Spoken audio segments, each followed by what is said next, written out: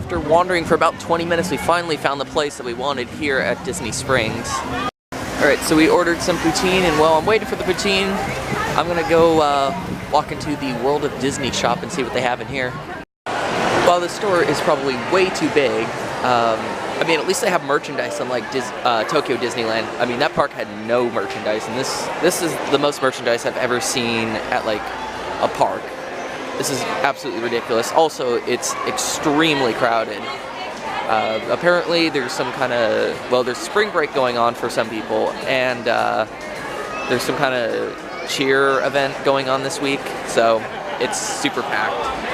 Okay, those are legit the best backpacks I've ever seen. I take that back, these backpacks are actually better. Really, where did I read? Anyway, I've heard so many great things about this restaurant.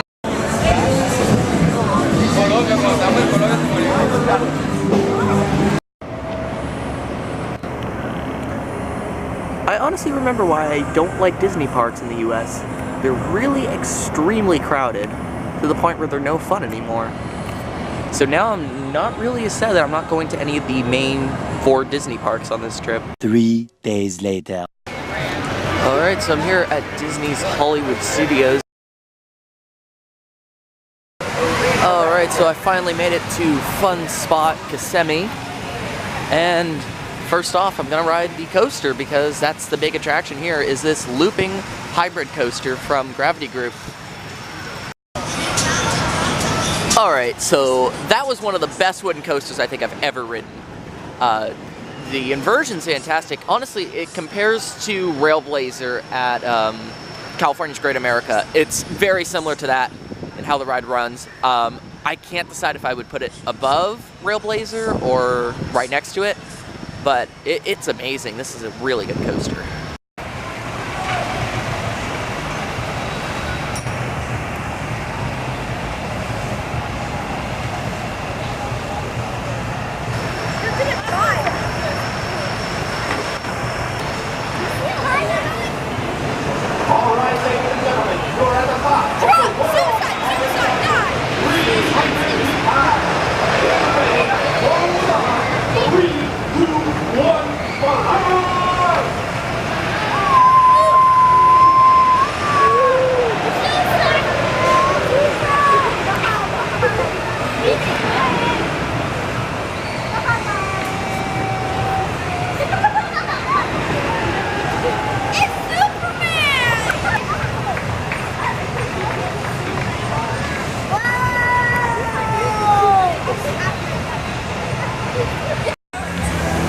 So I just got off of the world's tallest sky coaster, and that was pretty incredible. The view is amazing up there. You can see all the way up to like Universal Studios. It's absolutely incredible, and I think probably at night is probably the best time to ride it.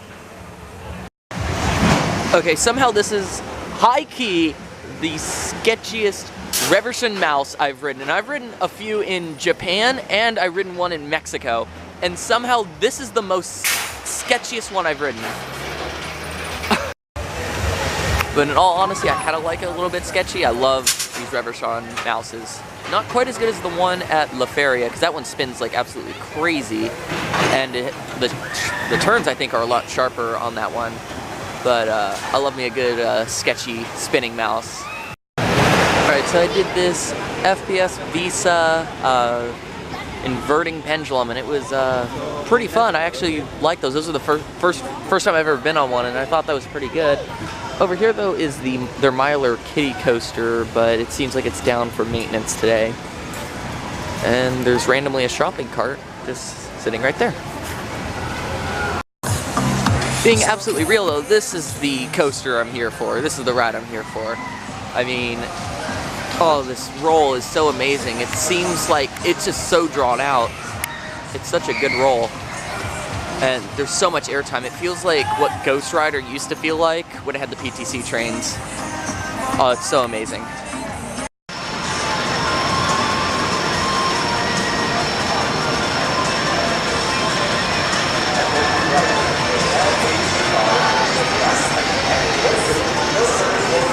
Hey Terry, you want some?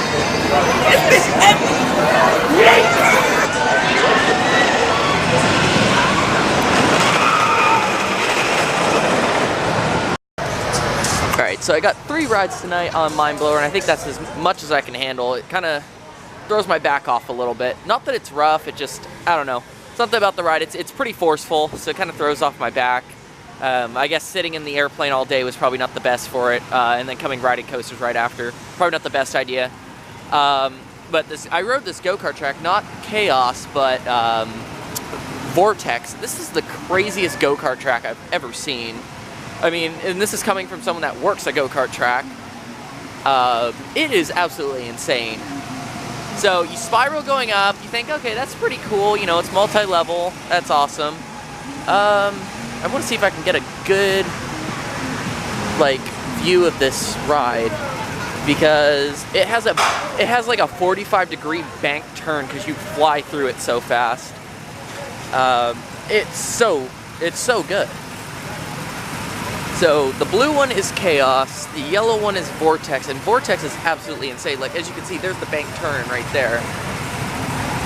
So you come flying down this drop. I didn't even know it had a drop. So you come flying down this drop right here. I mean, you get airtime on a go-kart track.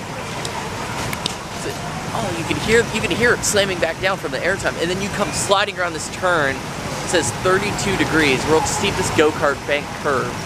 So 32-degree curve, and you kind of drift while going around it. That is so cool. Such a great go-kart track. The fun spot's kind of a sketchy kind of park, but not like sketchy in a bad way, but like Knoebel sketchy, where it's like family-owned, not so corporate. So it's kind of relaxed on a lot of rules, and that's what I like about it. It's got the Knoebel sketch to it, which I absolutely love, because Knoebel's is one of my all-time favorite parks, and this is kind of up there with Knoebel's.